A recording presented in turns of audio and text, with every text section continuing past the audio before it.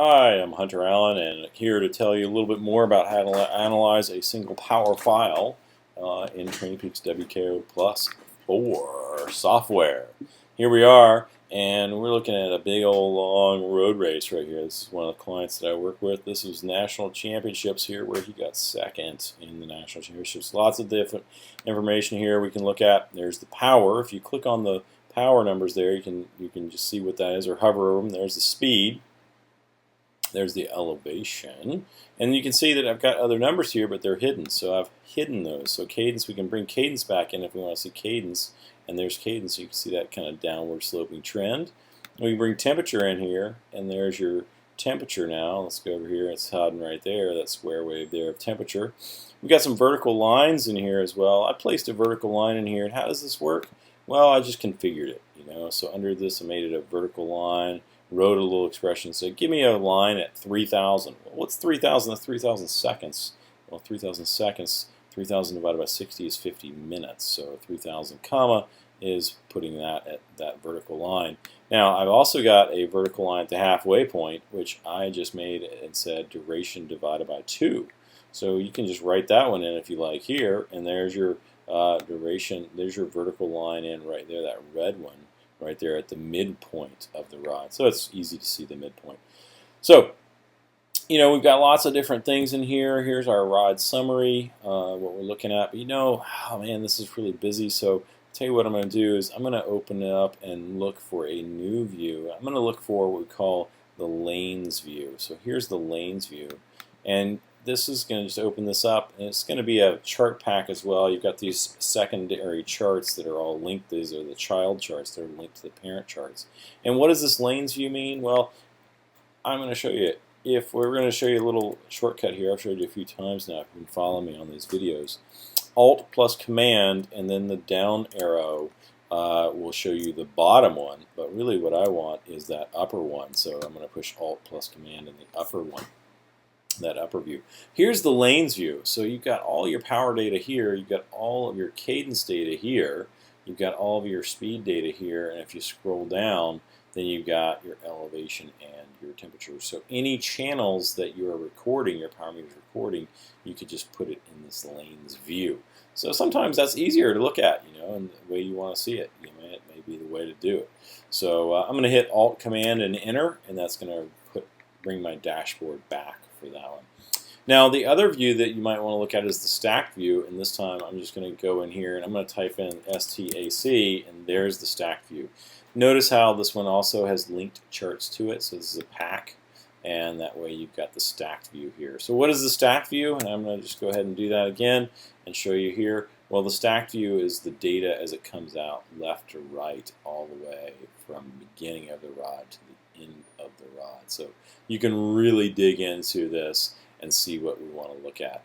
For me, it'd be nice, and I'm going to go ahead and bring it back to the full dashboard view here, is I'd like to see the very end of this rod, because you know what? He did really well at the very end.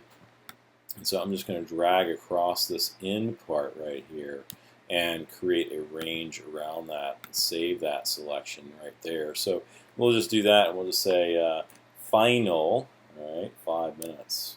That should be it, final 5 minutes. There we go, if I could spell, perfect. And then that's it right there, hit close, done. Now I'm going to zoom in on that. I'm going to click on this, and I'm not going to zoom from right there, but I'm going to look at it, and I'm going to go to the horizontal view. All right, and notice that final 5 minutes is right here. I'm going to click on that one, and we've also got this entire workout selected. So I'm just going to click on the 5 minutes here. I'm sorry, hopefully I'm not confusing you. I just want to see that information, because then I can see the interval review report, what was going on just for that 5 minutes, and I want to see the zoom of that. Okay, so this is the horizontal zoom for that 5 minutes. So I've got it up in here, but I really want to see this down here and see what's going on for that. Here's this final sprint, and really, if you look at it, there's this power, right? So there's got some power spikes in here. I'm going to hide cadence here because that just is too close of a color for me. It's too confusing. So let's look at that. So we got power, big spikes on these uphills, and then not pedaling much of the downhills. Another uphill, big power. He's conserving energy, and he's having to do little sprints to stay right there at the front.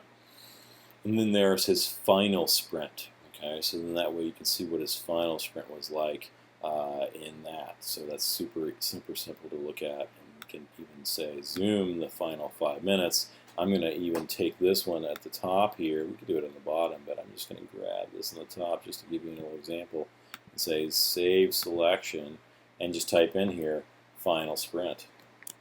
All right, so there's this final sprint, and you're good to go. That's it. And I've got both of them selected here, so I'm just going to select one. And so then that way I can see, well, there's the kind of bigger picture of the final sprint. Here's the actual final sprint. You can see his power goes up, his speed goes up 38 miles an hour, and stays basically there the entire time. He easily won out sprinted the breakaway group. And so a great second place effort right there. Now, maybe we'd like to look at, I'm going to click back on an entire workout here, and maybe we'd like to look back and see the quadrant analysis of this chart. So we can just do QU, and it'll bring up quadrant analysis, and then we can open up the quadrant analysis and see exactly how this went. Now, check out how much time there is in quadrant 2 and 1, so there's some good sprinting time here, but there's also plenty of time in quadrant 2. So let's look at peak 20 minutes and see where that came from. Well, isn't that interesting? So when you look at peak 20 minutes for this athlete, most of it all was in quadrant 4. So what does that tell us? Remember, that tells us that he's not pedaling hard, right? Here's the actual force, and here's the meters per second in terms of cadence, the circumferential pedal velocity. And so he's pedaling quickly, right? He loves to pedal quickly. His average cadence here is 120 RPM. I mean, this guy is a spinning machine. And so that's something that is very interesting to learn about him, and something that we can then use and make sure that he does for future races, future training. All of those things are just absolutely critical all the way down the line. So there's some basics there. I want to close there about how to analyze a power meter file from part 2. We've got part 3 coming as well, so look for that one. Thanks a lot again. I'm Hunter Allen, TrainingPeaks WKO4. I hope you're enjoying it, and hope you're enjoying a great day too. Bye-bye.